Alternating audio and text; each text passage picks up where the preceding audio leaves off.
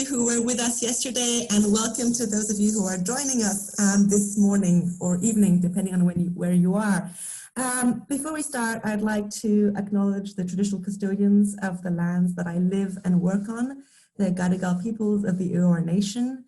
I pay my respects to their elders, past, present, and emergent, and to their kin, both human, plant, animal, and elemental. Before we start, I thought I'd give a quick recap of some of the aims of this two-day workshop and some of the insights that we gained from yesterday's session. So really, this workshop stems from the recognition on the part of a lot of us at the Sydney Environment Institute and beyond of the need for interdisciplinary approaches to the study of more than human worlds. But more than that, to understand the practicalities and the processes of how one actually does interdisciplinary research. For early career researchers like myself and many of us in the room, interdisciplinarity raises some interesting and challenging questions about what it means to expand the scope of our research beyond our disciplines when we don't necessarily have a firm grounding or not necessarily firmly established within our own disciplines.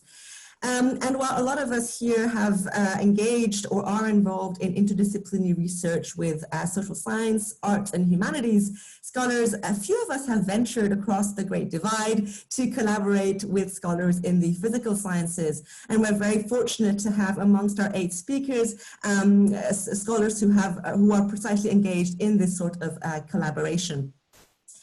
As Danny pointed out yesterday, the aim of this session is much less to come up with a canon or set of rules for how one should do interdisciplinary research, but rather to try and share experiences, opportunities, and challenges that have arisen in the course of this process and practice. I just wanted to point out 2 or 3 key insights that struck me from yesterday's incredibly rich session with Tom Van Doren, John Martin, Dalia Nassar, and Margaret Barbour. The first insight really was, to me, the importance of building personal relations in practicing interdisciplinarity. Building those kinds of personal relations involves embracing vulnerability, practicing intellectual generosity, establishing relationships of trust, rethinking some of the assumptions and the premises that undergird the questions we ask that we think are important, and also expanding the scope of our knowledge within our own discipline, as well as engaging with the epistemic premises of the other disciplines that we are involved with. A lot of the conversation yesterday surrounded the issue of styles of writing and thinking, both in terms of academic writing, in terms of research design, project formulation. We talked about interdisciplinary complementarities in that regard, but also some of the challenges that we face in terms of rethinking the assumptions or the taken for grantedness of what we know from our fields when we are in conversation with other fields. Dalia, Margaret, and others describe this process of interdisciplinarity as one of mutual teaching, of mutual learning, one that doesn't necessarily or at all demand that one become a new expert in another field, but rather that we expand our knowledge of our own fields whilst also embodying or seeking to embody some of the premises and practices of other disciplines. Some of us also pointed out during the course of that conversation the fact that there are structural impediments or challenges that lie before us in interdisciplinary practice, for instance, in the context of grant applications, of research design proposals, and so forth. So clearly there's a need not just to rethink the way we do our research, but also rethink some of the systemic and institutional architectures that alternately undermine or enable interdisciplinary practice.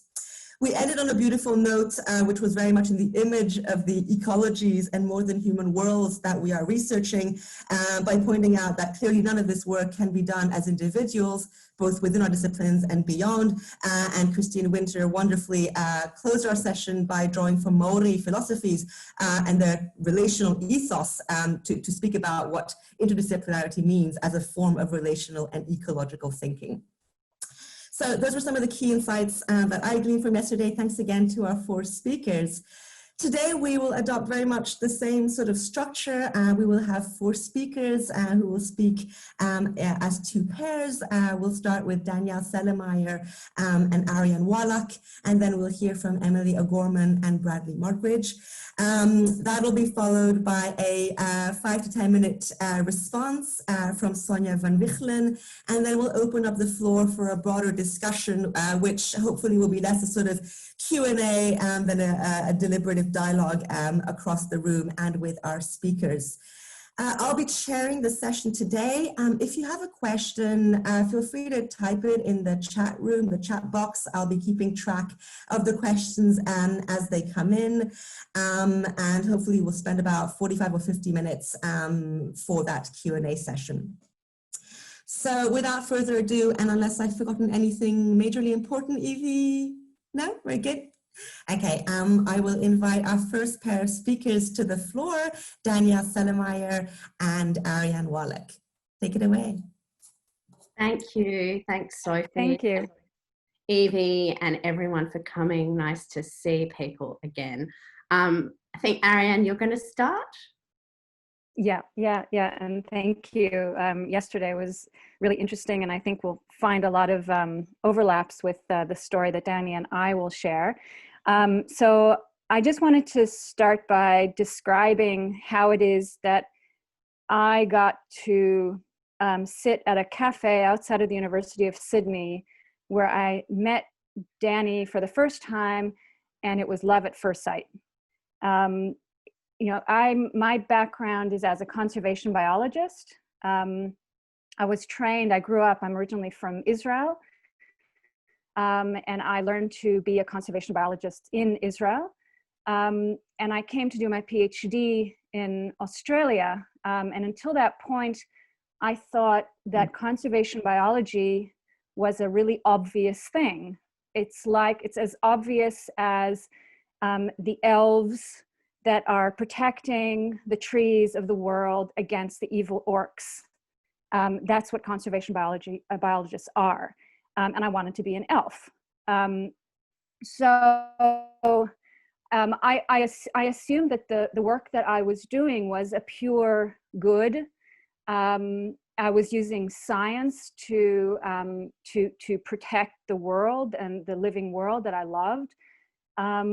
And all of those things seemed very clean, very kind of pure, simple. There's just no questions to be had until I landed in Australia and I encountered what was my colleagues to be and the practice of conservation in this country, which involved sterilizing koalas.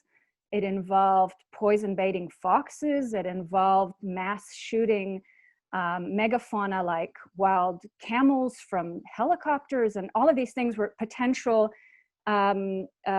opportunities for me to do PhDs on. And I was like, wait a minute, that's not what elves do. Like, that's not what I understood that conservation biology was. And that got me to a point where I suddenly realized that I actually don't understand what conservation biology is, why I'm a conservation biologist, what it is that I'm even doing. And by the time I actually finished my PhD, which was on the ecological role of dingoes, I came to the conclusion that even though I have a PhD, I don't even know how to think. That my first degree and second degree and now third degree did not actually allow me to ask any fundamental questions. I couldn't even formulate questions properly. And one of the first people that I then encountered that helped me encounter a world that would help me learn how to think and also how to feel in a lot of ways was Deborah Bird Rose, who was a mentor for a long time, and I'm just so terribly sad that she has passed. I ended up joining the Center for Compassionate Conservation, and it was with a colleague from the center, Daniel Ramp, that he told me that we were going to meet some funky people from the University of Sydney that sounded pretty cool. And I was in Sydney, and we walked from UTS down the road, and I sprained my ankle on the way, which is always a good sign. And then we came to a cafe, and suddenly I met Danny, and we started talking about donkeys. That's so beautiful. So Arian's talking about the elves is a perfect example of interdisciplinary learning, because Arian's metaphoric world tends to be science fiction and a series of kind of metaphors that I have no idea what she's talking about. So I've had not only a crash course in conservation biology, but also a whole science fiction literature. So the joys of interdisciplinary learning are many. So I'm just going to come in with the kind of other side of that story, that I went to a seminar at the vet school at the University of Sydney and heard Dan Ramp, who is Arian's colleague, talking about this idea of compassionate conservation, which I had never heard of. So I came from a background of thinking about justice in the human and the more than human world. And I didn't realise that there was this contestation going on in the conservation biology world about not only what sort of animals count and the values about different sorts of animals, but actually scientific contestation about the effects of so-called invasive species. So it opened up this entire new, like I realised that issues that I'd been thinking about, scientists were thinking about, but using different methodologies, as well as a certain overlap of values.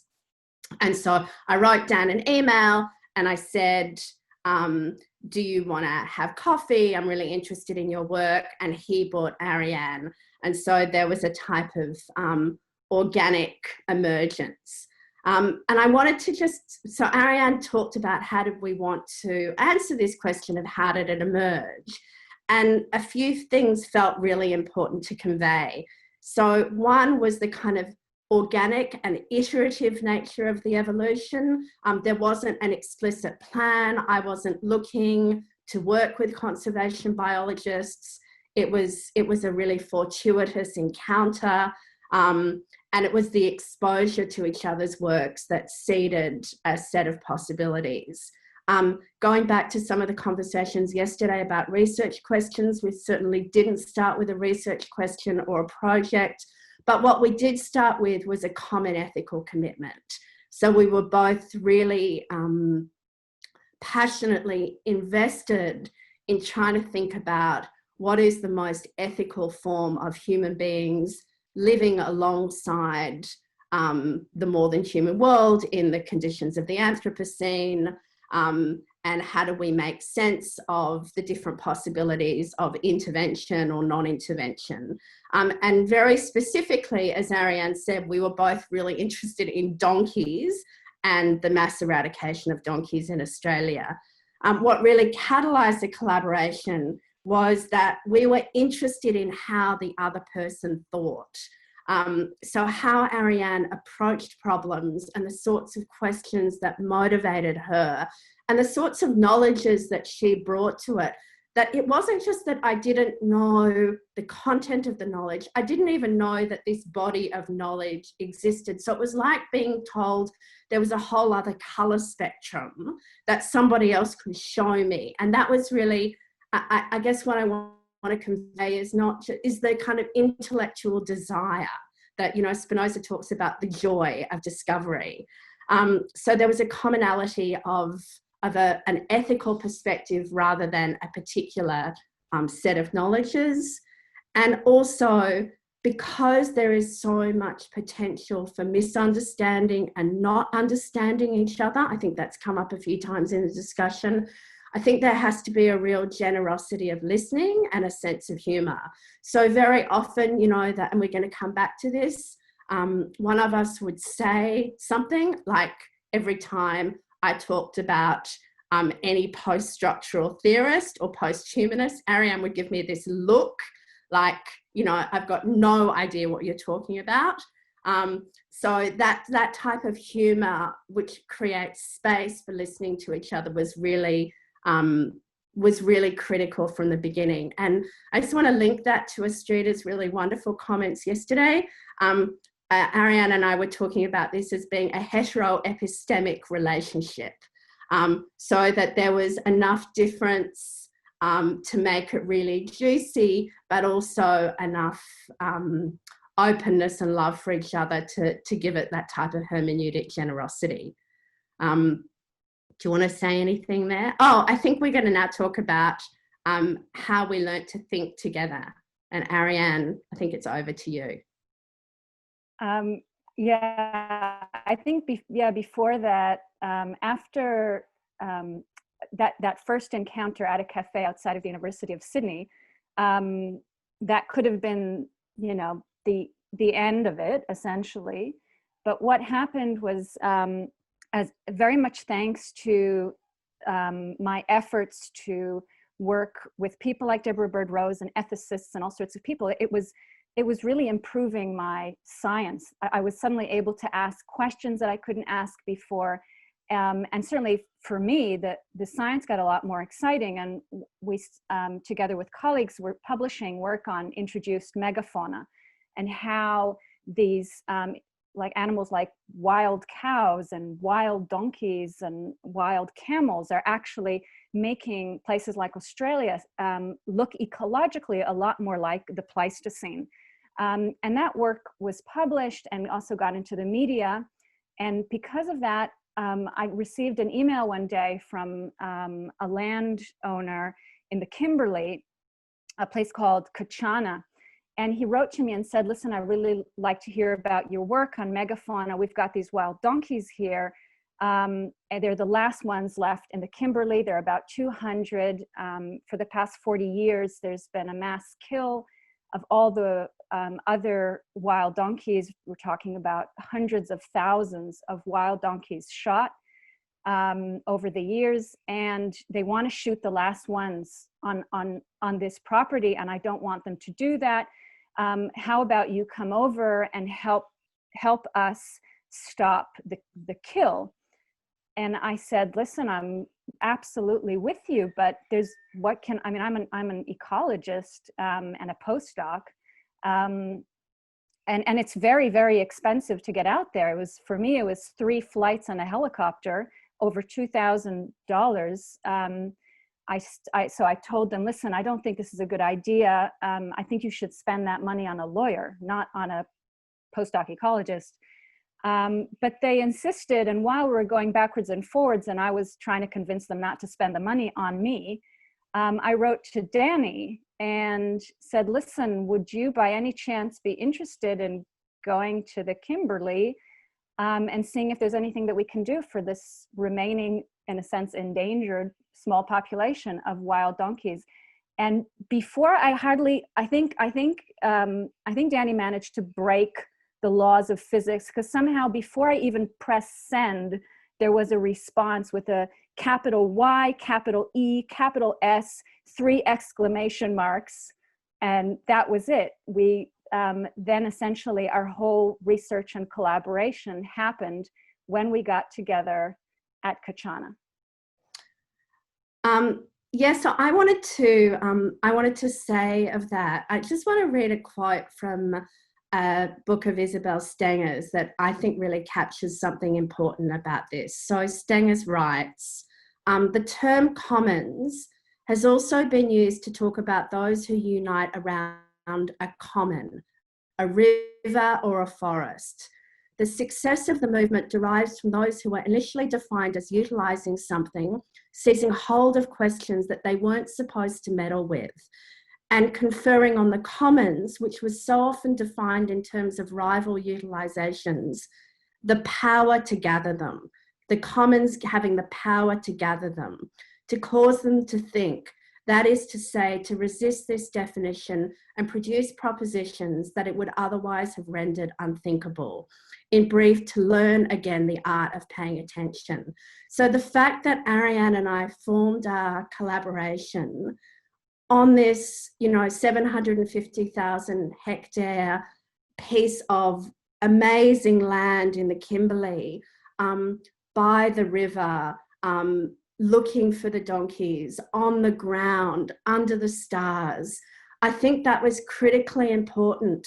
And I think it speaks really beautifully to the conversation that we had yesterday about the conversation between that which we are supposedly studying and those who are doing the studying, that the land and the ecology was itself part of forming the collaborative conversation, and that what emerged between us would not have emerged if it hadn't been that we were having that, we had the opportunity to have that conversation being called by the site itself. Arian, do you want to talk a bit about networks? So I think it's important to kind of note also what happened to those donkeys. It ended up that Chris, who contacted me from Kachana, made a very good move because I brought Danny there. And during the days on our first visit there, Danny somehow used her magic powers to negotiate an impossibly delicate conversation on the land with government officials to help stay the execution of these wild donkeys. I would never say that these donkeys are completely safe, not in a landscape where the entire laws are designed to make them killable, a word that I've learned recently from Danny. But we were there doing the work on the ground at that time of firstly negotiating a way to protect these donkeys. And one of the ways to protect these donkeys was to envelop the donkeys with research as well. And we wanted to do the research, of course, but there was also an element of we were going to do research which would then it would provide kind of an extra impetus to make these donkeys from the perspective of the neighbors and local communities and governments as somehow having as being harder to kill. So those donkeys are still, for the most part, alive and well, largely thanks to Danny.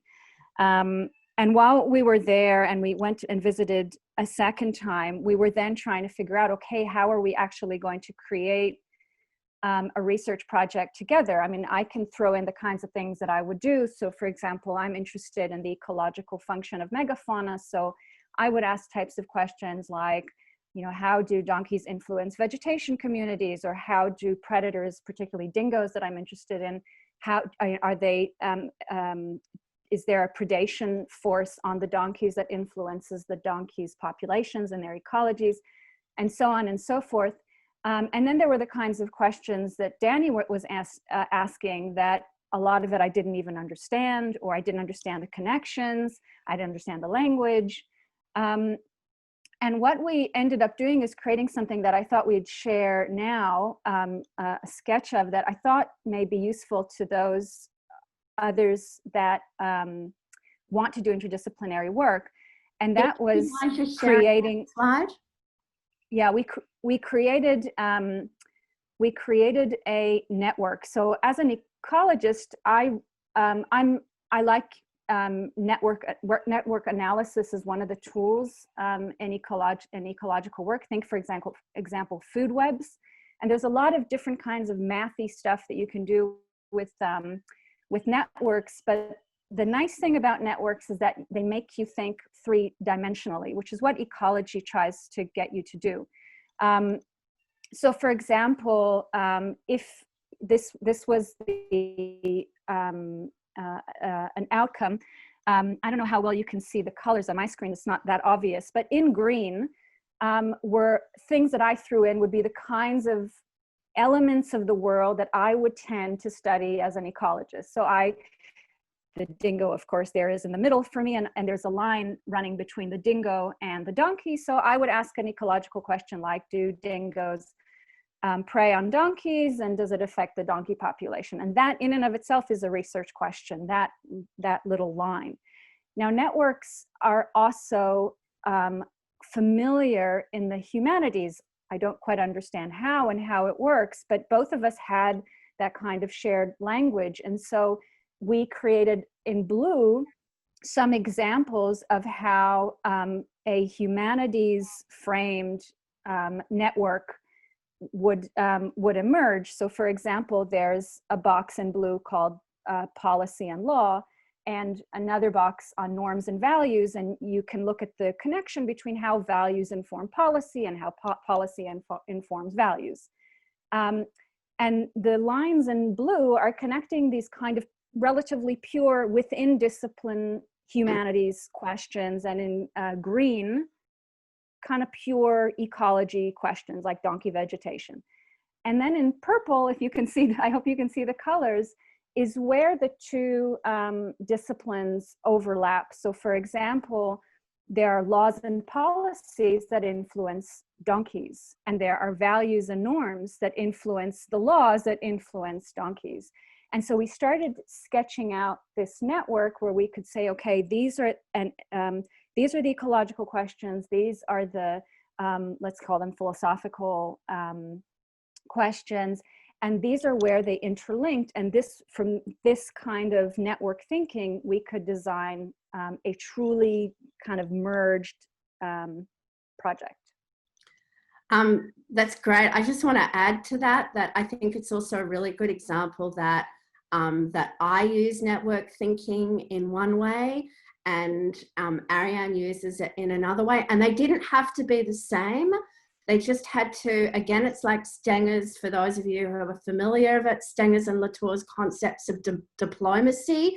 It's like we just had to find enough of a meeting point to be able to map something together, but we didn't have to be isomorphic with each other. And I think that's just a really good example of kind of finding this common space. But again, it's not a dogma. It's a beginning of a way of asking questions differently. So I'm aware that we probably don't have too much time together. I think we wanted to talk a little bit about the writing together. Maybe I'll say a few words about that, or yeah, is that okay, Ariane? I'll say a bit about the writing. So writing together was really interesting. This came up in Dahlia and Margaret's conversation yesterday, that Arian and I have written both in humanities and social science journals and in science journals. And so we've had that, and we've presented in both contexts also. And there are like really, really simple things like, as Margaret said, there's a particular style of science journals, and there's a very different style in humanities journals. Arian wants to put everything into a table, and I like complex sentences. And she looks at my sentence and she's always like, could you please, like, maximum like 9 words to a sentence? So I know that sounds really banal, but that's kind of when you come to write together, those are the sorts of things that happens. And don't use the word discourse.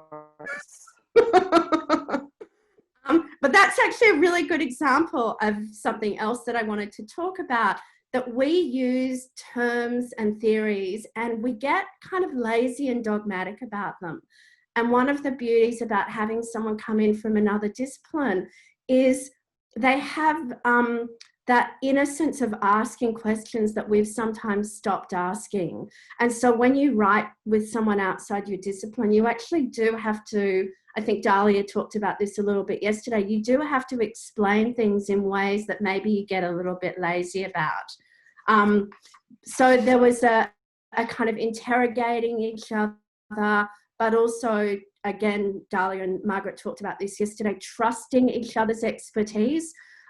Something that came up for me that I wanted to share is, I think, one article that I'm a co-author on, there's something like 27 authors on that. Like, we never have 27 authors on anything that we write. And I didn't agree with everything in that paper. Now, I would never normally put my name on anything that I didn't agree with every single word. And Arian said to me, oh, you don't have to agree with everything. It's okay. So that was, I think that's a really important kind of the protocols of how we think about our intellectual property, or, you know, what we put our names on. That was really different. but learning a different style of writing together. So I think we wanted to say what was surprising. And Arian, you wanted to say a little bit about like the kind of the hardware difficulties, the codes and the funding, yeah? I guess one of the, I guess that's actually more of a question to the audience in case anyone has had some experience with this. The more I work with the cool, funky humanities people that are way more fun than scientists, I just want to hang out more and more with people in the humanities. And my research has become I'm not a humanities researcher, but I've become very much an interdisciplinary researcher. And I find, so I still do pure science, but as a researcher, it's not satisfying anymore to just stay within that science box. It doesn't make any sense anymore. But how to actually work as an interdisciplinary academic is really unclear. And the biggest hurdle that I'm encountering now that I wonder if anyone's had an experience with are things like FOR codes. These are ways that, for those that are not Australian, when you want to put in a grant, like an ARC grant, a government grant, they tell you, like, they ask what discipline is your work in, and this is going to determine who's going to read it. Now, in theory, these grants do allow you to say this is interdisciplinary, but ultimately someone is going to have to judge your work. And if my work went to another conservation biologist, they'd react to it probably like the giants in the Harry Potter world. You know, too complicated, you know, they just rather kill you before they, you know, just to simplify matters. So that's a question. How do we actually have our work supported by funding bodies, by journals? We seem to be managing pretty well. There actually seems to be quite a lot of support for that so far. We haven't had too much trouble. But with things like standardized government grants, that just seems a problem. Oh, and the other way I thought, I'll just put the cool humanities people on their FOR codes, but they're just going to say that I'm naive and I'm not using the word discourse and embodied and whatever, and I'm not quoting the cool people, or if I am, these are yesterday's cool. So it's sort of, you're kind of stuck between worlds. We're probably coming to the end of our time. I did want to talk before we finish. I'm like not into happy family stories, and so I wanted to talk a little bit about the tensions and the difficulties, and I'll tell a particular story. So when we were working on this particular paper about when all species count, Arian, I think we were writing a piece actually for The Conversation or The Guardian. It was the more public-facing piece. And Arian wanted to talk about the fact that there were more vertebrate species in Australia now than there were before colonisation. And I remember the conversation really well. I was heading home into the country where I live. I was at a petrol station, and we were having this conversation. And I said to Arian, I don't think that we should be saying that in a public-facing article in the context of the climate catastrophe and extinction and the politics around this. And Arian said, well, what do you mean? Like, if it's the fact, then we say that it's the fact. And I said to her, sometimes there are things that are more important than truth. Like, she must have died on the other side of the phone. There was probably like 30 seconds of silence. And she came back and she was like, what do you mean? And it gave rise to this really interesting discussion about what it means to speak into public space, and my sensitivities to the politics around how we name species and who counts, and what does it mean to speak into a public space where your words can get deployed for political purposes that you radically disagree with. Whereas for Arian as a scientist, if science found something, then that was just what you said. And so I want to kind of, in saying that, you know, I want to pass back to you, Arian, but again, I want to return to this idea of hermeneutic generosity and a shared ethical commitment, that it's a little bit like when you have an argument with somebody that you love, that you have enough of a foundation of trust that you're going to be able to come to some sort of mutually acceptable position. But sometimes the way there is really difficult. And that could have definitely been the end of the love affair. I could have been left at that petrol station all by myself. But I don't know whether Arian now believes that there are things that are more important than truth, or whether we have just kind of distributed our differences and thought about, depends where we're writing, who we're speaking to.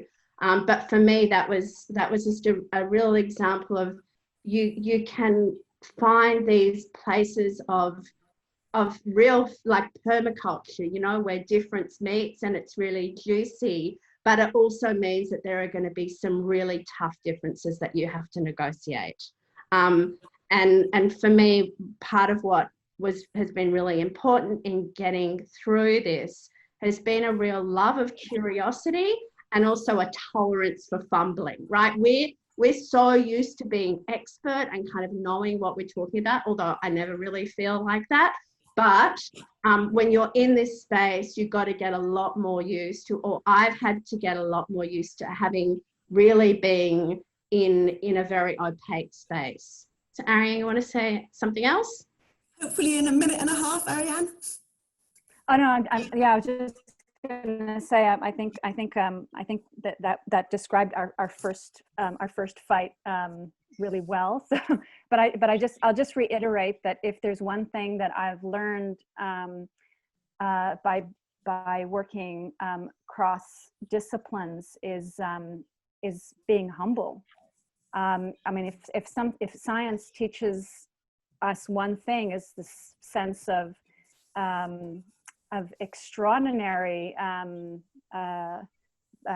security in our knowledge, and the beauty of interdisciplinarity is that it has left me with, I don't know what even truth with a capital T is, and if there's such a thing.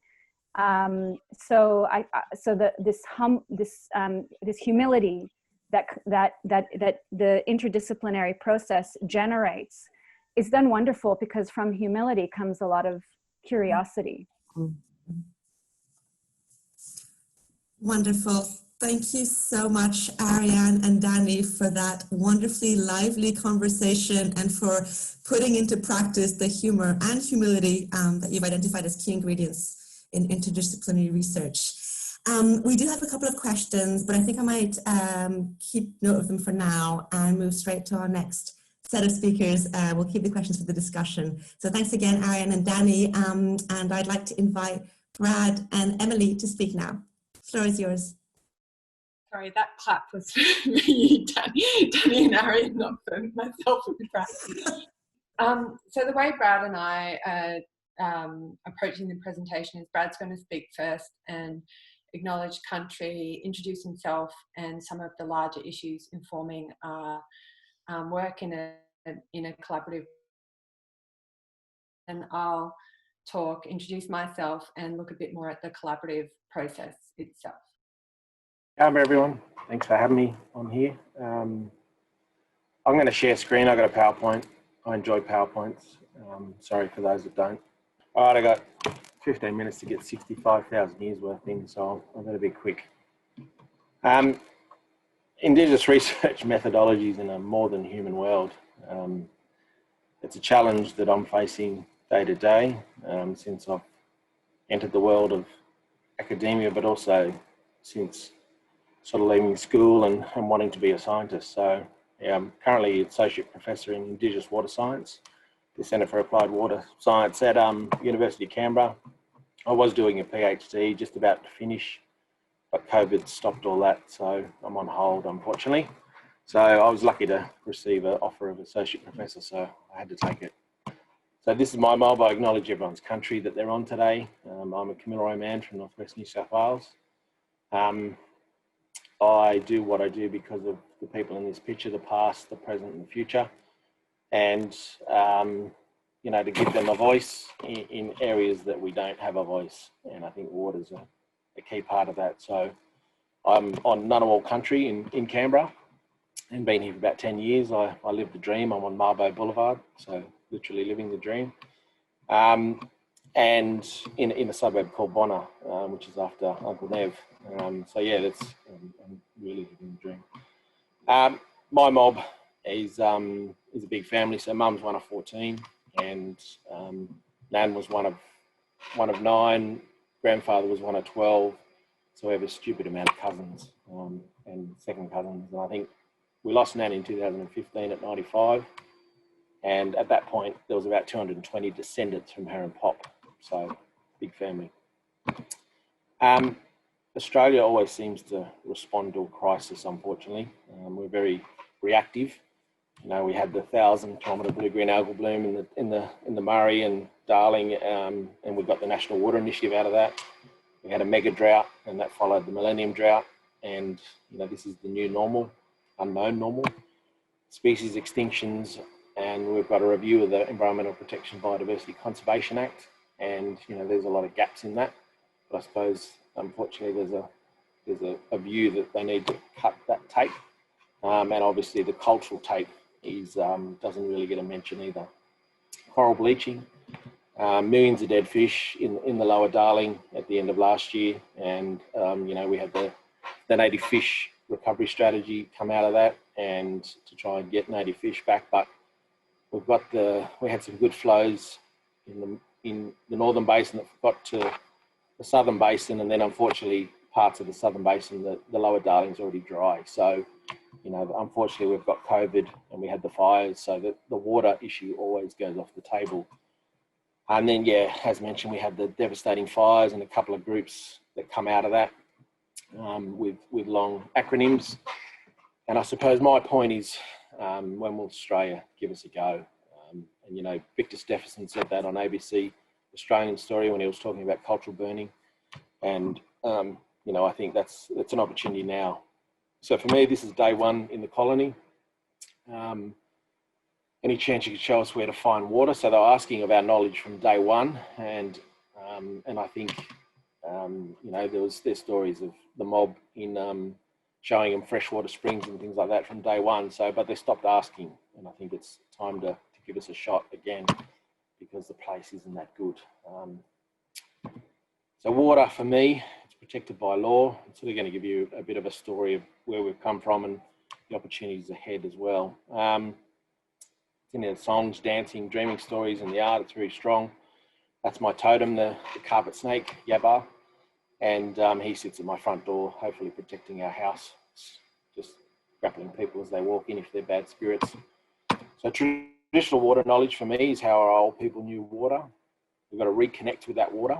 As you know, some parts of the country have been locked out for 150 years and we're still locked out, so access is a big issue.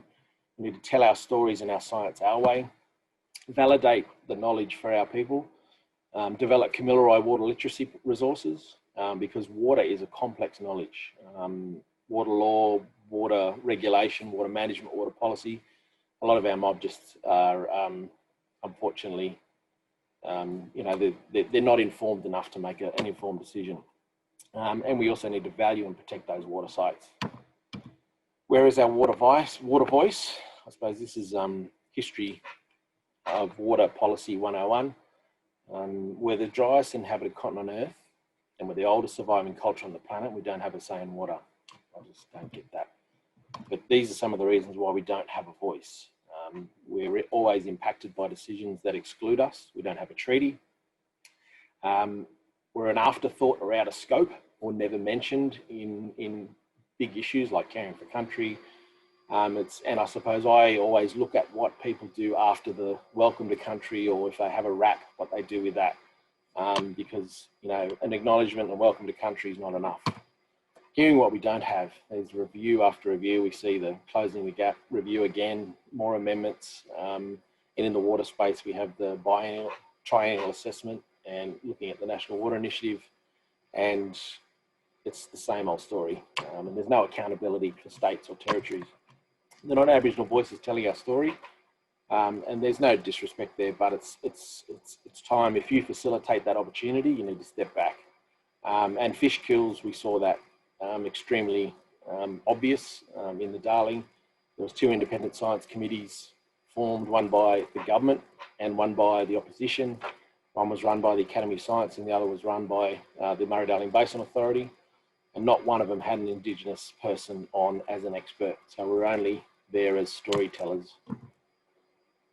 There's always more. Please turn over. Having the resources not relevant or culturally appropriate, you know, that's a challenge for that's the water literacy stuff. We're always walking in 2 or more worlds, and sometimes we don't fit. Like I worked at CSIRO for a number of years, and you know I didn't fit their matrix. The social scientists told me to go away. The physical scientists didn't know what to do with me. So I didn't fit their style. You know, my background is environmental science and hydrogeology, and my PhD was on looking how traditional knowledge could influence Western water management. So, you know, we need to decolonise the curricula, bring Indigenous knowledge to the centre and indigenise it. There's some universities doing that well at the moment. And then, as I mentioned, you know, we're never seen as experts, only storytellers of myth and legend and fable. And, you know, like for those fish kills, you know, we had Uncle Badger Bates he's a Barkindji man. He knows his river, he knows his country, and he definitely wasn't there as an expert. We're always up the black, that's a slip of words, but always up the back of reports, policy plans, legislation. We're never up the front. There might be an acknowledgement up the front, and that's about it. We don't have a national strategy for water or centre of excellence, and our government's always deleting our programs. I've been a receiver of that a couple of times, and a change of government, change of leadership, or the drought breaking, which impacted my role. Culture for me is who I am in my mob, my family, my kin. Respect, always listening, always learning. You know, for when you're dealing with Aboriginal people, it's the 2 ears, 1 mouth. And when I'm sitting with elders, you've got 2 ears for a reason. You've got to do double the listening to one of the singular of talking. Passing on that culture, and I suppose whatever I learn about my country and my story, and my history and my connections, you know, is passed on to my kids, and that's that traditional knowledge. And that our language is important. You know, I don't know my language. My mum never learnt it either. My grandmother was flogged for talking it. Her father and parents were flogged for talking it. So we were disconnected from our language, and obviously we were taught not to talk about culture, but also not to talk about talking language. I know all the rude words though. Connection to country, as I mentioned, is very important. And my cultural place, my water, Gali, which is a Kamilaroi word, and my cultural species as well. So these species and my waters are always being impacted, whether it's over extraction for water or pollution. And then obviously the species are impacted by loss of habitat and feral species impacted on their existence. So for me, this is my water place. That's my background picture. So it's Booba Lagoon in northwest New South Wales, up near the border rivers. That was 2006, that photo. And then this is Guida Wetlands. It's a Ramsar site, and these are the places like Guida Wetlands. We've been locked out for the last 150 years. And so we're just now getting, because it's coming back into public land, our mob are reconnecting with this place. That's Gingham Waterhole, which is a deep waterhole in the system. Brolga or Olga, if these species are turning up to our wetlands, dancing, doing their mating dance, that's a great thing. You know, these sort of birds need to be coming to our places, and the water needs to be at the right time, but it's not informed by traditional knowledge on how we wet these places and how we manage these places. Wedge-tailed eagles, you know, that's at the top of the food chain. It's an apex predator. So, you know, that's highly, highly respected and in Aboriginal culture across the land, but also he's got a really cool scientific name, Killer Orjax. I love that name. That'd be cool. Maybe if I went into witness protection, that'd be my name. So don't look me up. Where are we at? So Indigenous people are always the object of Western methodologies rather than co-contributors and leads. It's starting to change slowly. We see this, but I think it's you know, at one point, you know, we were one of the most consulted people probably on the planet. We used to call it the Camry convoy, lining up of government vehicles wanting to consult. And if you're in the desert, it's Land Cruisers lining up to consult. Western ways seem to miss the relationship of knowledge, country, and culture, and our ways of knowing and being. You know, and I think that's something that needs to change as well. And I think it's built upon our connection to culture and country, and also, you know, that is who we are. And I think language is an important part of that. And then obviously there's those complex social systems that value our knowledge holders, that put them in high esteem. And I think they're the ones that are top of the demographics, you know, but there's not many of them because they die earlier. So we need to make sure that those sort of people are consulted with regularly. Storytelling is central to the way we do things. You know, it's our science communication. You know, those stories go in circles. You know, they're never a straight line. And I suppose you've got to think about how we see Indigenous culture. You know, we have our yarning circles, we have ceremonies, the Bora rings, the concentric circles in art. So circular motion is a key part of what we do. And our storytelling is always perceived, as I mentioned earlier, as, you know, myth and legend, tall tales, folklore, fables, mumbo jumbo.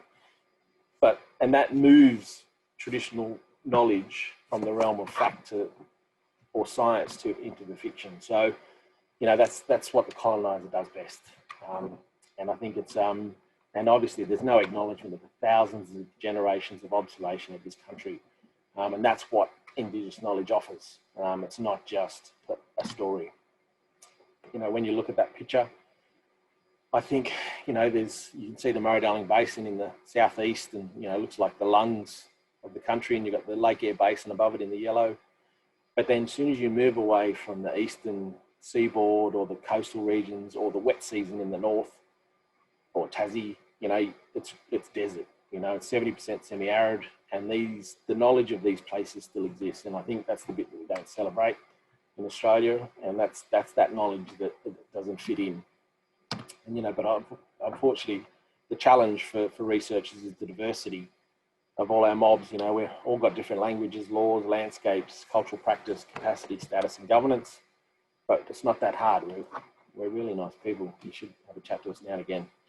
And I think that's important to think about when you're going to engage, is, you know, that diversity, you know, and not everyone can talk for their own country. There are rules, and, you know, I can't talk for Ngunnawal country here in Canberra. What I'm trying to do is shift away from Kamilaroi people being the research to becoming the researcher. And I suppose the project that Emily and I are involved in, and hopefully we get some funds for it, you know, is a champion of this. You know, it's Kamilaroi led.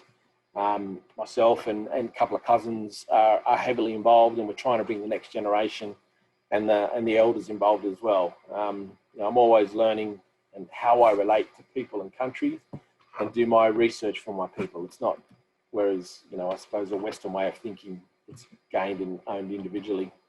I want to fill that void in water management with Kamilaroi water science, be a voice for the Kamilaroi, tell our stories our way. There's a little Guardian piece I did for Indigenous X recently, and I love taking water selfies.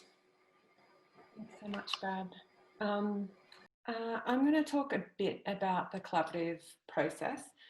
And to start with, I want to acknowledge that while Brad and I are the ones talking, our collaborative project includes a lot of other people. So I've put up here some of those people, but you'll notice the ... because as I explain the collaboration, it'll soon become clear that there's many, many more people involved. The people I've got up here, along with Brad, Uncle Phil Duncan, Sandy Suchet Pearson, Fiona Miller, Jess McLean, Ross Thompson, we're the sort of university-based collaborators in this. We're coming from very different disciplines, and probably working in quite a concentrated way together on some of the questions and issues I'll raise. But there are a lot of other people involved and quite a few moving parts as well, including other Gomeroi and Kamilaroi custodians, people from different government organisations and so on. But I wanted to acknowledge this particular group because we're, I guess, trying to bring things together and constantly working to in various ways support the project through funding and so on. So we've sort of taken up that role along with a few others. It's very difficult to explain some of these complicated projects, but it'll become clear, I hope. So just to say a little bit about my own background, my fields are environmental history, more than human geography, and I also engage with the broader interdisciplinary environmental humanities. So I'm already coming from quite an interdisciplinary background, and all of those fields engage with the sciences to some extent, critically engaging with the sciences, while also a number of scholars in those fields also collaborate with scientists. So there's a bit of a precedent there in terms of interdisciplinary and transdisciplinary engagement. My particular research has focused on environmental histories and more than human approaches to wetlands and rivers in the Murray-Darling Basin for a really long time. I did my PhD on histories of floods in the Murray and Darling river systems, and I'm just finishing up a book on histories, more than human histories of wetlands in the Murray-Darling Basin. So through doing this research, particularly over the last few years, with the research focused on wetlands, I've formed, alongside writing a book that I'm sole authoring, I've developed various collaborations with people, including colleagues in human geography, looking at water cultures, and that collaboration includes Wiradjuri people as well, who we're co-authoring with. I've developed a collaboration with a Whalewin woman, Danielle Carney-Flakler, looking at histories of Whalewin women's knowledge, and we're having some really interesting conversations about that research process. And also I've been talking to, over the last few years, been talking to Brad and Uncle Phil Duncan. So Brad and I, and it's through those conversations and then conversations with colleagues at Macquarie University, conversations with Brad's colleagues at University of Canberra, conversations with other Gomeroi Kamilaroi people, that we've formed a bigger collaboration around enabling healthier Gomeroi Kamilaroi country. So to give a bit of background to how our relationships formed, this collaboration, I suppose, is relatively recent, but it's come out of a much longer set of conversations, and Brad and I have known each other for quite a few years now through different water events. I've heard him speak a number of times. I've long admired his work and found it very inspiring. And Brad introduced me to Uncle Phil Duncan when Phil started at Macquarie University. So then Uncle Phil and I were talking about his country, and Uncle Phil invited me and some other colleagues at Macquarie University to visit his country. Uncle Phil talked to Brad about it. Brad talked to colleagues at University of Canberra about it, and it sort of snowballed from there. So our collaboration started really, I think, out of that trip to Kamilaroi country, which I just want to talk a little bit more about. So we framed it in terms of an on-country workshop, which was just last year, early last year. Yeah, so it was initiated through our existing and emerging relationships, and we were already in conversation in various combinations about collaborations. So Uncle Phil and I talked about collaborating. Uncle Phil had talked to other colleagues at Macquarie University about collaborating. I had been collaborating with other colleagues at Macquarie University, and there's a lot of other connections already happening. And the on-country workshop came out of these conversations. And I think what was happening is we were all heading in the same direction. We all felt like this is something we needed to do and where we needed to be. So the idea was that we would go onto country, and it was about having a shared sense of purpose and values about being there, that we needed to listen to Aboriginal people and find ways for Aboriginal communities to have more input into and recognition in water and environmental management to enable healthier country. So this is our conversations and concerns were all happening within the context that Brad set out, where the rivers were in the midst of drought, fish kills were already happening. The wetlands were suffering badly. Indigenous communities were suffering as well. But there's also these amazing innovations happening in Indigenous communities about ways to care for country, even given all of the obstacles and issues. So it's about supporting those initiatives, finding new ways to make connections between environmental and water managers and Indigenous communities. So as we started organising and working towards this on-country workshop, which was a multi-person task already, organising the workshop, various people gathered around this, and we drew people in. So it ended up, it's really hard to ensure that I'm not missing anyone out because so many people became involved. There were quite a few Gomeroi and Kamilaroi custodians and elders involved that we met once we were there. So we were based in Moree and we had accommodation there. But from there we travelled to the Guida wetlands, which is just outside of the town, to other really important Aboriginal or Kamilaroi sites outside of Moree. But we also went up all the way to the Queensland border, and we met people all along the way and had conversations. And then sometimes they joined our trip and came some way with us, and then it was people coming and going all the time, which made it really rich and quite dynamic. So there were a number of researchers from Macquarie and University of Canberra, including ecologists, human geographers, environmental historians and geomorphologists. There were people from National Parks and Wildlife Service.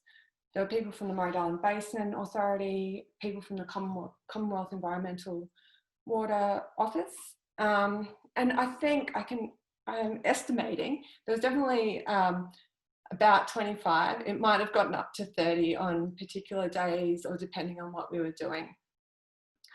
So I think the reason we gathered so many people from so many different organisations is everybody who was involved felt like this was where we needed to be. These are the conversations we need to be having.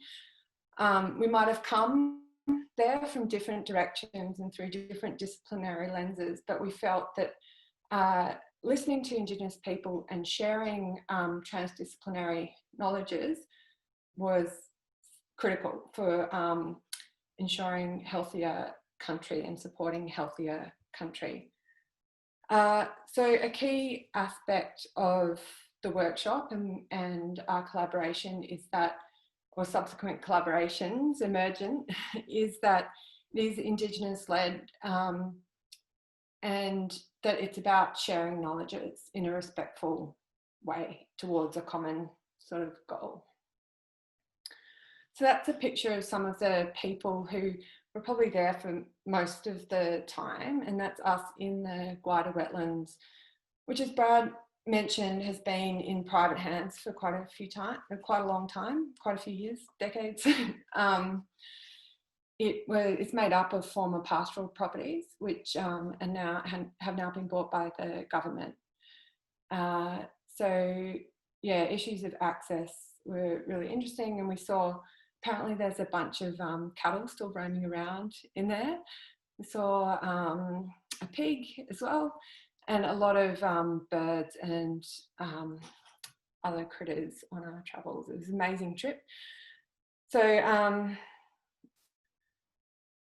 in that photo are people from Murray-Darling Basin Association, from national parks. You know, you can see Brad there, Uncle Phil standing next to him, and also Jason Wilson, Camilla Roy man, is in that particular photo.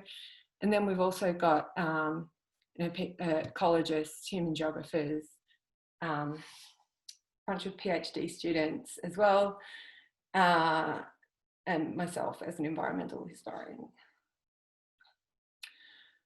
So one of the key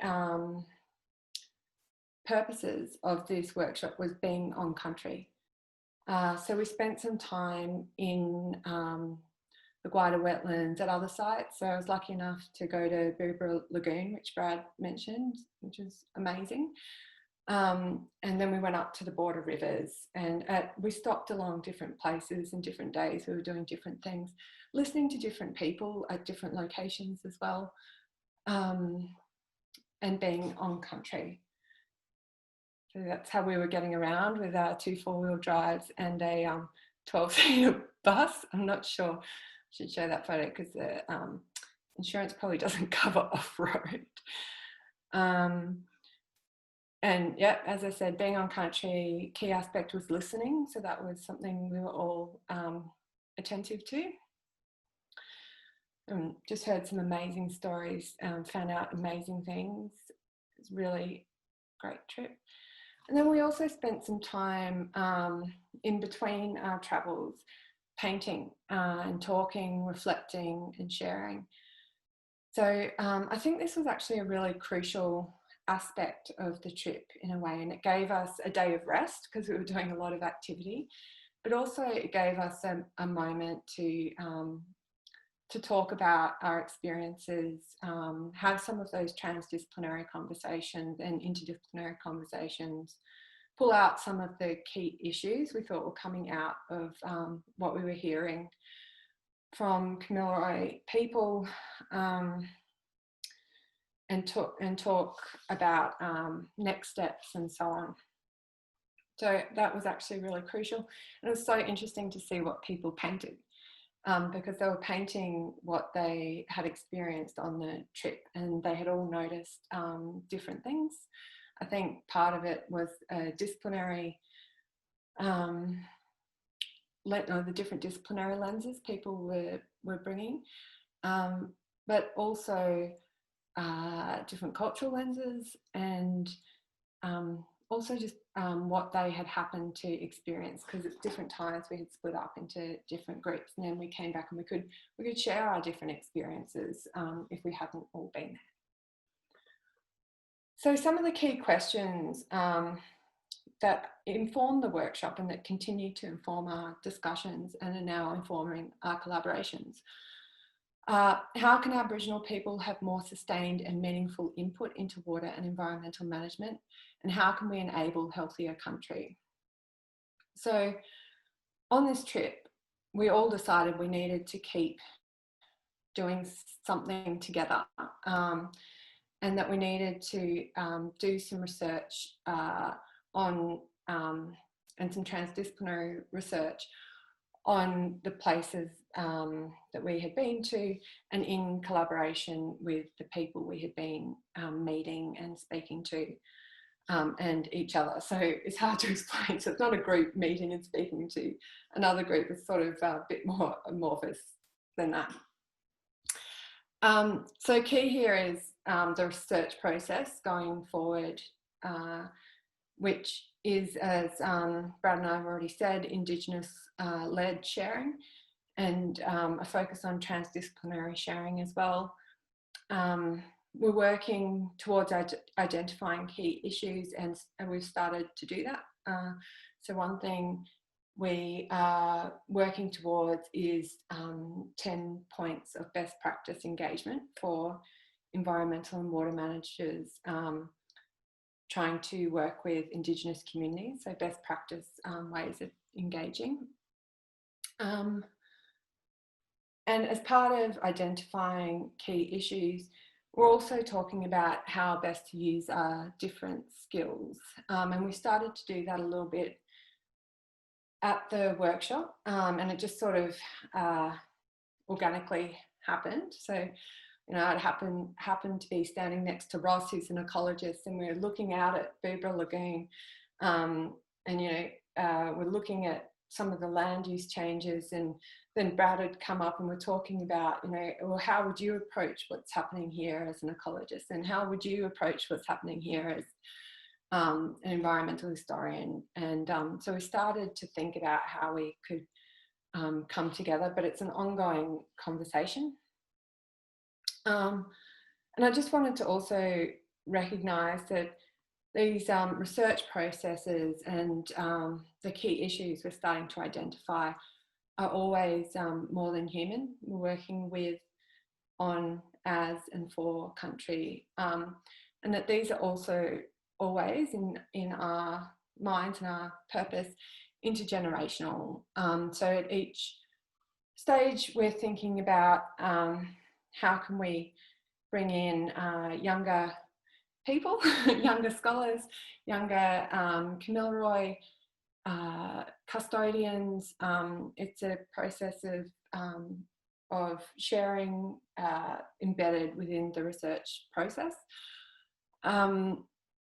and also intergenerational in terms of the, you know, the country and the kinship that is within country. So yeah, interestingly, you know, I think about this largely as historical.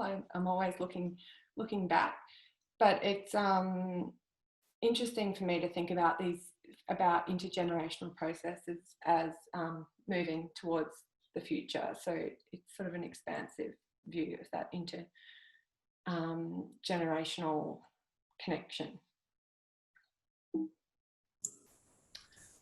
In terms of the next steps, something that came out of the workshop, and this is particularly a conversation between Ross Thompson at University of Canberra and Sandy Susho Pearson at Macquarie Uni, was about taking undergraduate students onto Kamilaroi country so that they could experience an on-country workshop.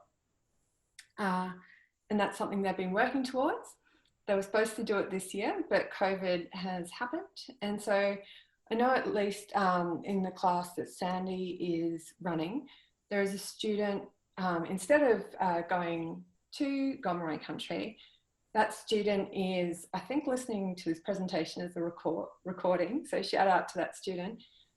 That student is developing materials for future students who will go onto country. So that includes interviewing Brad and Uncle Phil, and putting together information about some of the key sites that students might go to and that sort of thing. So they're creating a sort of information pack for students that can help prepare them before they go onto Kamilaroi country.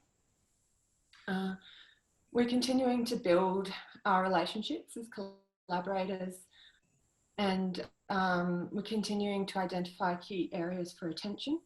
So to give an example, in terms of key areas for attention that bring together interdisciplinary skills, there are really important marked and other trees that we visited on our trip, and we were talking about their conservation. And already you can start to see how, if you're thinking about how can we conserve, look after these trees, you can already see that ecologists will have input there, geomorphologists will as well. So I should say some of these trees are river red gum trees that rely on intermittent flooding and drying. So that in places like the Guida wetlands, that relies on environmental flows or water flows being released from the dam so that they can be flooded intermittently. So already this question is tied to water, to access to water, to the cultural value of water, where different disciplines can have input there. So as a historian, I can certainly have input into that. And that's just sort of a concrete example of how our transdisciplinary conversations can go forward. So we've put in funding applications, small ones and large ones, to support some of this work. We're working towards publications and discussing possible other written documents, like the 10 points of engagement would need to be accessible to managers, for example, and also we're giving presentations like this one. So I'm not sure how I'm going for time at all. I've lost track. I was actually going to say, if you could wrap up, that'd be great, Emily, for the Q&A. Sure. And we can probably talk about the next slide in Q&A. So a lot of these other people have already touched on. I think I'll just highlight the excitement bit at the end, maybe, that this is exciting. And we've got a lot of momentum, feeling like these are the conversations and work and research we need to be doing for the rivers, for the wetlands, to support Indigenous communities and so on. That's all. Thank you. Thank you so much, Brad and Emily, for taking us through this journey and thinking and being on with as and for country. I want to invite Sonja now to give a hopefully briefish response to both presentations. Thanks, Sophie, and thanks everyone, and especially the organizers, for this opportunity. This was so generative. I'm having so many new ideas and thoughts, and I'm thinking that a lot of these stories are really encouraging people to look for their love relationships, as Danny and Arian so wonderfully narrated it, and I'm really excited to and encouraged really to seek these and to learn more outside of our own discipline. So in both of the days, yesterday and today, it was really, really generative, and that's also really because of this generosity of all individuals involved. So I noticed that indeed yesterday and today we focused a lot on practice.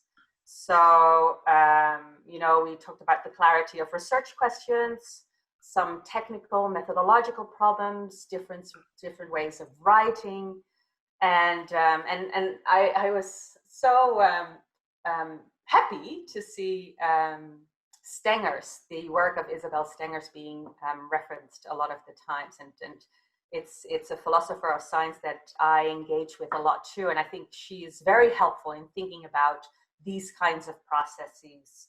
And so Stengers calls this coming together of different practices an ecology of practice. And I think the way in which Danny and Arian showed us this slide, this map of networks, really gives an idea of a very concrete idea of such an ecology of practice. Now, Stengers, but also Latour, she also argues that these practices, they bring forth new realities. I mean, in philosophy, you call them ontologies, but really you could say they're realities. So instead of practice, I'd like to focus on what comes out of the collaboration, and what kind of new reality is being brought forth. So let me illustrate this with an example. Yesterday, for instance, we had Dalia Nassar and Margaret Barber mention their different understandings of organism, and I was really, really intrigued by that. And I wanted to learn more what this different interpretation is, and just encouraging them to think also of that these are different realities. Not one is good or is the truthful one. There are different realities for them of what they think organism is from their discipline. So I would love to know, and this is a question really for all the participants, I would love to know, in your collaboration, what kind of new reality is being produced, is coming forth out of doing the continuous negotiation work. Is this new, or is this, you know, shifting? Are there multiple organisms, for instance, that you're thinking about now? So I'm really interested in this idea of what new reality comes out of it, and whether it fulfilled the aim with which you started the collaboration. So I remember yesterday, for instance, Margaret saying that she wanted more people to appreciate plants. And I can imagine that Bradley also has a very concrete goal in wanting indigenous knowledge to be much more recognized in water management. So has the collaboration, has that indeed moved the project toward this more political aim or goal? So that was my first question. My second question, so Stengers also cautions us that in interdisciplinary work, we tend to compromise too quickly, and a colleague of mine from the sociology department, Michael, he introduced this idea that we really need to look more closely and to compromise on that compromise. So to pause at the point in which we compromise. So here I'm thinking really clearly of that moment, Danny and Arian, where you did not understand each other, where it didn't make sense, and where there was conflict, or there was, you know, this moment of silence, literally. And I really want to dig deeper into that silence, because really these were beautiful, productive stories of collaboration, but most of interdisciplinary collaboration is not that productive and falls short. You have breakups, no love affairs at all. So, and I want to bring that back into the conversation to have us think about, you know, the failures, or not failures, but productive failures in Danny and Arian's sense. And to see how we can reflect on them and pause with them. So again, this question would be to all participants: what kind of compromises have you had to made during the collaboration, and have you paused at those compromises to work through them rather than to accommodate to each other? So I think I'll leave it at that. I've got many more questions about translation, but I'll keep those to the more general Q&A. Thank you. Thank you so much, Sonja. I want to start by inviting any of our four speakers to respond to Sonja's question about compromise and pausing in the process of interdisciplinary research. I want to give the participants time to speak, but I would, if I can, I'd like to say something quite quick. I think that's a beautiful way of framing it, Sonja, with the pause. Without wanting to kill the analogy, I think I'll stay with it a little bit longer. I think it has to be an open relationship. And what I mean by that is that you're not joined at the hip, right? So there are times where you say, to be really concrete, well, if you want to publish that, that's fine, but I'm not going to publish it with you, right? Or if it's a bit more robust and you feel really strongly about it, maybe to say, let's wait. Let's keep on talking about this and see if we can get somewhere that we can arrive at a position that we can share. But I think you've really given the answer yourself, that I want to kind of locate this a little bit in academic time. Academic time is increasingly becoming fast time. There's an externality of temporality that we feel compelled to coordinate ourselves to, production, the time of productivity, to be authentic to this space means being willing to have a kind of elephant gestation period. So that's really all I want to say at the moment. Compromise. I'm always compromising. Being in Western science and having, a cultural connection to our place and knowledge set, I can't publish my traditional knowledge in Western science academia. So I have to find ways of doing that, and I can't. There's no reference point for my great-great-great-great-great-great-grandfather, as he, was a part of a oral tradition, song and dance. There was nothing written, so obviously you didn't have, our mob were doing science before science was even a thing, and we struggled to influence, and that's the challenge I'm also on regularly, is trying to influence the academies. Being here in Canberra, I've infiltrated the dome, the Shine Dome at the Academy of Science. So, I'm there as an external advisor, but it's trying to get them to think outside the box. And one day seeing my elders as fellows of the Academy of Science, that'd be a great day. But we're a long way from that.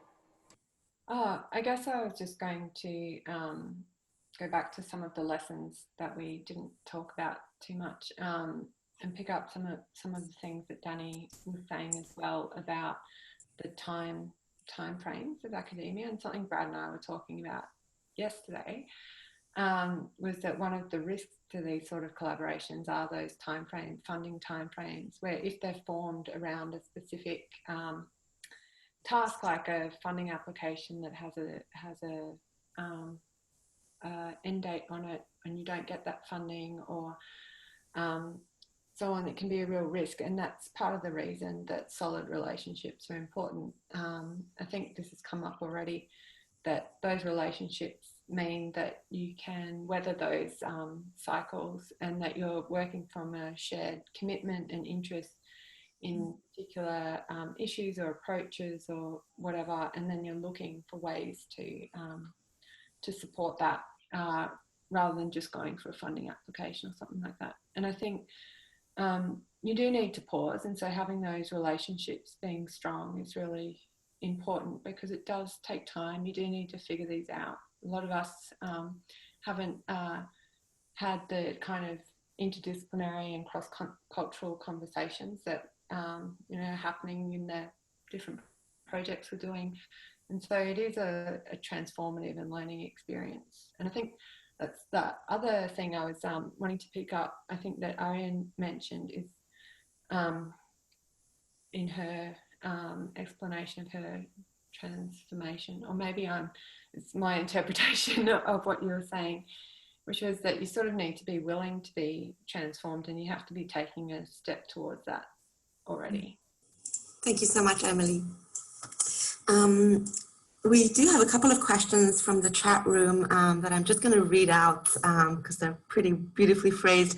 The first one is from Josh, and just correct me if I don't read it correctly. It's a question for Danny and Arian about the necessity to learn terminology and epistemic frameworks across the disciplines. And the question is, for both of you, is there a need, or perhaps more for Danny, is there a need for scholars in the humanities to equip themselves and become proficient in the practices, techniques, or methods of those in the natural or physical sciences, and a necessity of doing that practical work in order to do the conceptual work that we do in these social sciences?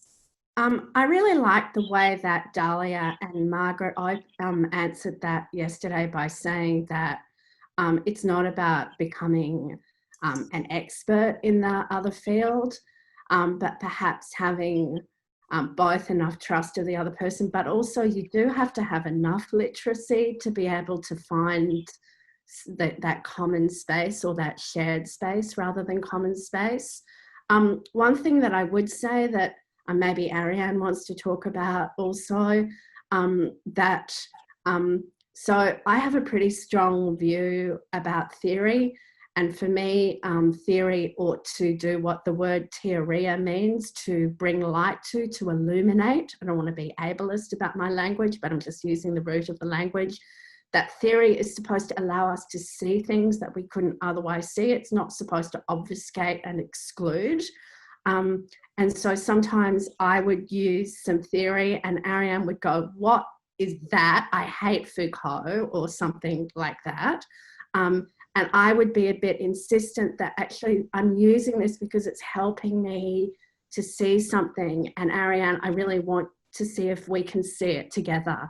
And so there was a beautiful day when we'd been out looking for donkeys, and we'd found these 4 awesome 2 mamas and their babies, and we were having a picnic on the river. And we had this really, really long conversation about Foucault and knowledge. And so I think there are times when you want to push the other person because it opens the conversation. So Arian, do you want to add something? The question itself is challenging for me because I have to understand what epistemic framework is. And so like Danny said, I kind of understand what epistemic framework is, and I kind of get why people that I like tend to like this person called Foucault and mention him a lot. And it does help. It does help my thinking, but certainly when I'm in with a group that is primarily comprised of philosophers, humanities, scholars, I understand about 50% of what is being said, and some of it I have to keep going back to. I have to keep Googling words and reminding myself, what does epistemic really mean? I was at Danny's house not long ago, and she used a beautiful term about how, it was about ontology baked into, how the ontology is baked into values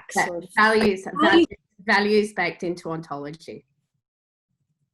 Values baked into ontology. And then a 2-hour conversation ensued to explain what does ontology mean, really mean.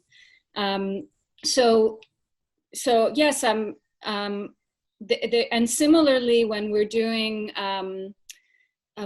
scientific analyses, or if we're going to do something together that involves scientific analyses, there's going to be a level of unfamiliarity. But in general, this feeling of not really understanding completely what's going on is the thing, is the interdisciplinary experience, is just constantly feeling that the ground underneath our feet is unstable. And that's okay. This kind of, I'm not really, this, you're constantly like a student. You're never masterful.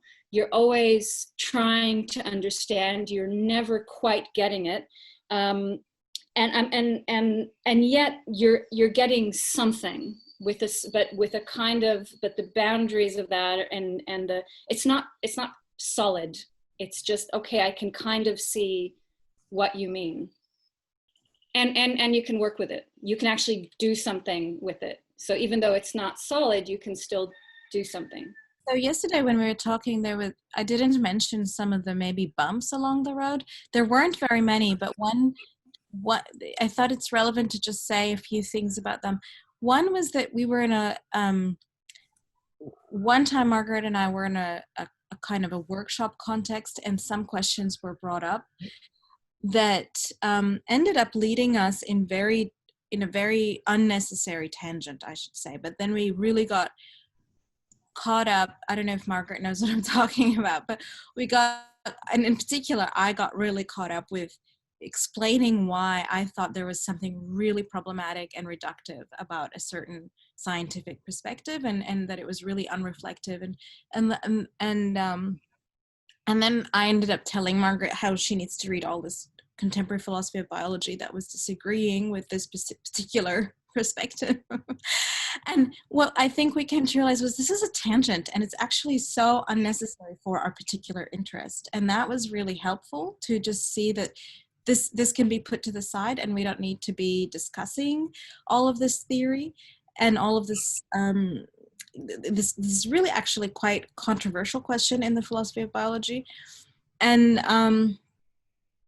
what was really good was when we found something concrete, you know, and then and moving from the concrete upward rather than beginning with a theory and trying to do the opposite. So I think that was a huge turning point in how our relationship became productive. Thank you, Dalia. I had a question, actually, if I can exert my powers as the chair, which is linked to some of the responses so far, but that particularly struck me in your presentation, Brad and Emily, was this idea that research it's an experiential process, and that often we think about the research as distinct from our identities and our pasts and our backgrounds and our scientific and personal cultures. And I was wondering whether you could both, and also Danny and Arian, speak a little bit more to the need to move beyond that kind of research versus non-research divide as well, particularly given that so many of you are working on environmental issues that are lived and experienced on an everyday basis as well, and how that can reframe or make us rethink research as more about the listening than about the talking, as you were pointing out, Brad. I think life is an experience, and learning from experience, you know, like straight out of school I did geology, and then I was looking for uranium in a national park, doing exploration geology, and that didn't fit well, as you could imagine. So I come home and changed environmental science, but, you know, I love learning about the earth and the way it works, what makes it tick, where it's come from, and I think seeing geology in the field rather than textbook, I think is great. And I think people, and we're sort of trying to change that perception of that knowledge of country is not, you know, not just fable or made up. You know, it actually talks about experiences by our ancestors that have knowledge of that country and have told that story over and over again. You know, and so that, you know, that validation of knowledge is a challenge as well. And I think, you know, there are starting to see, you know, like Indigenous astronomy is kicking massive goals at the moment. You know, some really cool stories coming out of that. You know, dinner one in the sky, and our hunting practices, the emu in the sky, and, you know, the dark matter in the Milky Way. And then you've got, you know, the Australian Geographer special issue looking at when sea levels started to rise, and the mobs in Port Phillip Bay talking about, you know, those stories surviving, that they had to move to higher country because the sea level was rising. You know, that's 7,500 years old, that story. And then, you know, the Gunditj Maar in Western Victoria, you know, that's a recent World Heritage listing. The eel traps there, but also the Budgebim, the volcano, that volcanic activity was 37,000 years ago. And those stories are sort of, you know, those stories are coming out as part of, you know, celebrating our knowledge. And I think that's something that, you know, I try to do every day, is that, you know, bring our knowledge to the front, to say that, you know, it's worth listening to. You know, if you sit down and engaging people in those stories, and stories give you those hooks to try and connect you. And I think, but it's also about how can we then move it to the way we research, and yeah, experiencing it on country and telling our stories our way has been a great result, I think, part of this research.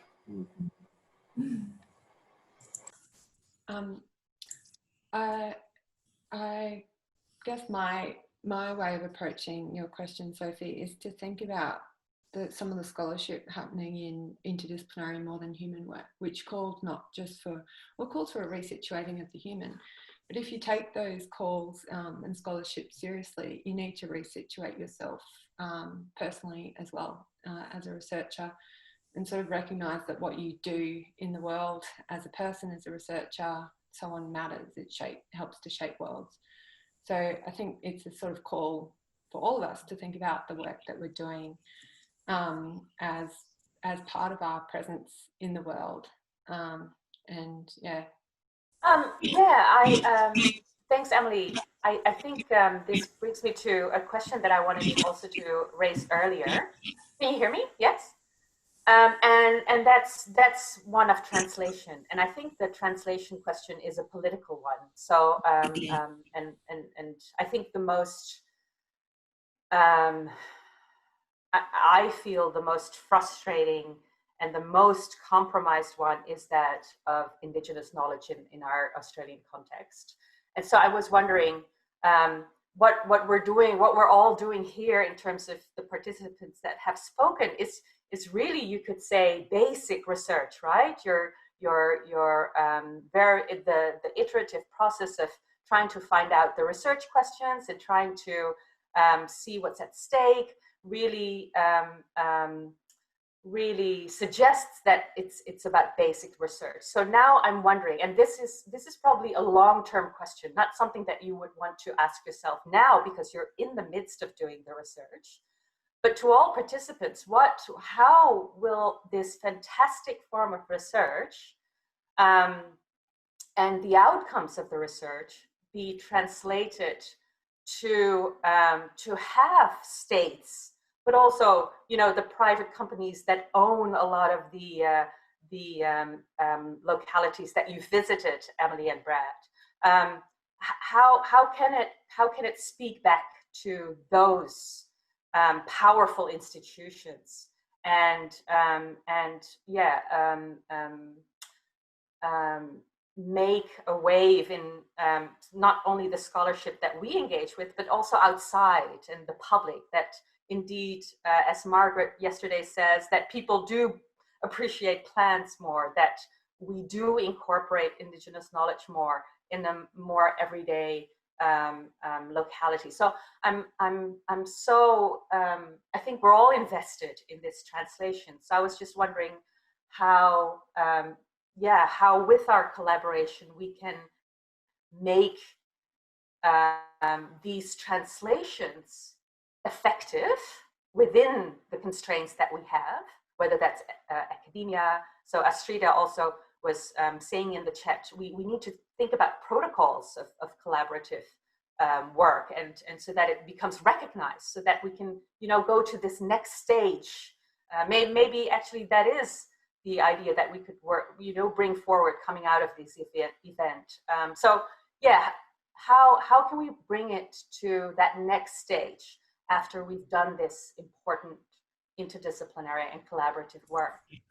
I suppose with the work that Brad and I are doing with others, it's grounded in that sort of goal, and it includes, you know, people from National Parks and Wildlife Service, Murray-Darling Basin Authority, and so on. So it's working with people that are outside of academia, you know, working with Kamilaroi custodians as well, and trying to align and build relationships between different groups who I think want to talk to each other but don't have the time, opportunity, or always know how to start those conversations. So I guess we're thinking about it in a grounded way, and at least initially, and how then we can extrapolate from those lessons. So things like the 10 points best practice can be something that other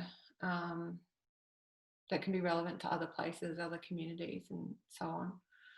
So I guess that's the way that's my understanding of the way we're coming at it. You might have a different idea, Brad. No, I agree, Emily. Yeah, no, it's and I think the more we expose it to more and more people, the more, you know, that on-country classroom is a concept that I think can go a long way.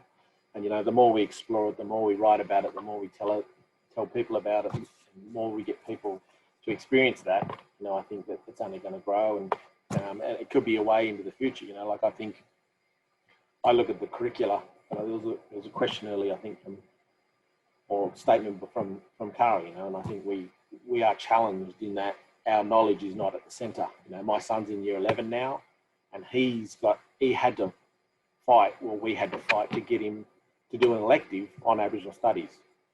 That's, you know, like, that's just ridiculous in this modern day age, that, you know, and, you know, for him to be proud in learning and talking about, you know, give his experiences in that course, you know, you can see him grow in that space. And I think that's a challenge we also face as well, is that not enough curricula considers that, brings that knowledge to the centre and allows people to experience it from a different perspective and think outside the box you're in, and take a look aside in the black box and say, not the aeroplane one, but the Indigenous box. And I think it's, like, I was approached by Marcia Langton at Uni of Melbourne to help write curricula for water, Indigenous knowledge of water, and I put up some links in the chat of those 3 areas, and it was pretty much linked to the Australian curricula, and it gives teachers no excuse now. That we get the excuse that Indigenous knowledge is too hard, I'm not Indigenous, I can't teach it. But it's really giving them the tools to create a lesson plan and have all the resources around them to do that, and I think that was really exciting, that, then you might get the Indigenous kids engaged in this part of the curriculum, the sciences and things like that, because, if they're then proud to tell their stories in that subject area, then, that changes the whole dynamic of the learning experience of the whole class. And I think that's that's a hopeful future anyway. There was one from Sue from a while back, which was about going back to the temporalities of academia that you touched on, Danny. And Sue's question was, what kind of potential is there for opening more engagement with Indigenous research methodologies when so many researchers feel tied to and unable to resist these industrialized temporalities of academia? Could I maybe jump in? And this actually relates, what I'm thinking about relates to something Estrida, I think, mentioned in the comments, which is that all collaborations don't work out. I've had collaborations with ecologists that have failed, and they have been geared towards a specific writing task. So we didn't have a previous relationship. We came together with an interdisciplinary group of scientists, social scientists and humanities people. We wrote something, but in the end, no one was happy with it, and we never did anything else again. So that's when it was task focused, where we were brought together and this is what you need to be doing or have to do in this time. And so I think it's about those relationships that can withstand some of the academic timeframes, and that they need to be built carefully and slowly, and with lots of trust developed as well, and a mutual respect between disciplines. I think part of the reason the other writing task failed was that there was such a misunderstanding of how each other were coming at the question and topic, that I don't think the respect was there. And this sort of came up, I think, in something Dahlia said, where it's very hard, I think, for a lot of humanities and social scientists to step into collaborations with scientists because they feel like they are not, there's no interest in engaging with them. Yeah, and I've certainly experienced that.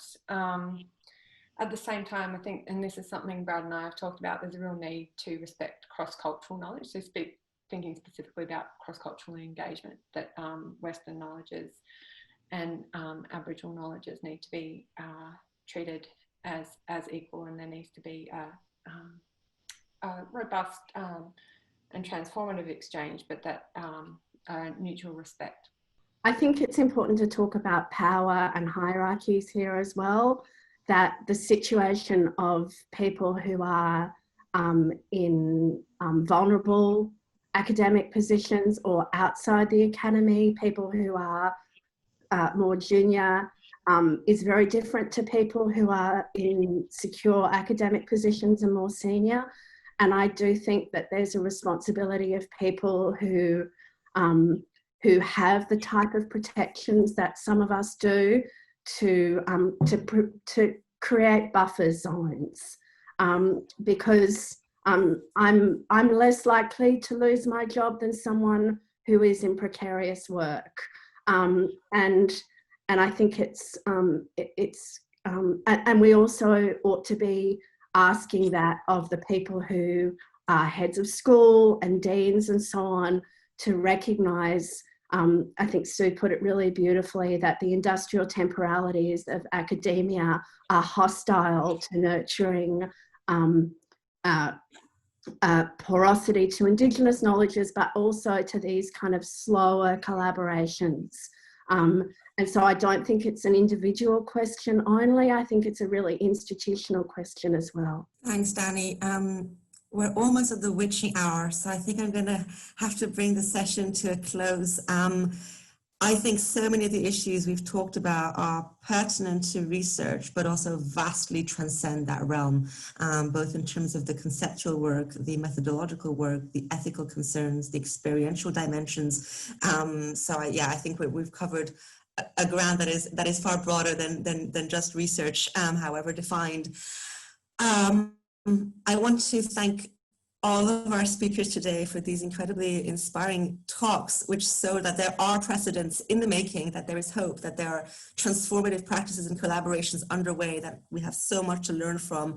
I think what's really come out for me is the importance of listening, of the sharing, of the humility and of the humor, of mapping and tracing connections, but also powerful and important disconnections, the need to think about the situatedness of our disciplines, of ourselves within our disciplines, and of ourselves as individuals, all of that within broader and often quite entrenched hierarchies of value, of worth, of the legitimacy and validity of some knowledge systems over others. And again, there are important precedents in the making. I think our session in many ways ended much like yesterday's, on the note of relations and relationships, as you pointed out, Emily. And again, in the image of ecology, it's ecological thinking that runs across all of the incredible talks we've heard today and yesterday. I want to thank all of you and the participants, the speakers particularly, for being so engaged and for your enthusiasm. I really hope there will be follow-up events. I'm seeing a couple of suggestions for institution-based practical workshops. So we will brainstorm hopefully with a lot of you. So thanks again. Danny, did you want to say anything as the co-organizer? Just again to thank Evie and Gemma and the ETSI more generally, and just to acknowledge the generosity of everybody who's participated, not only by speaking, but also by listening. Listening is also a gift, so thank you. And thank you, Evie, for the wonderful logistic work to make this all happen. Okay, thank you so much, everybody. Thanks.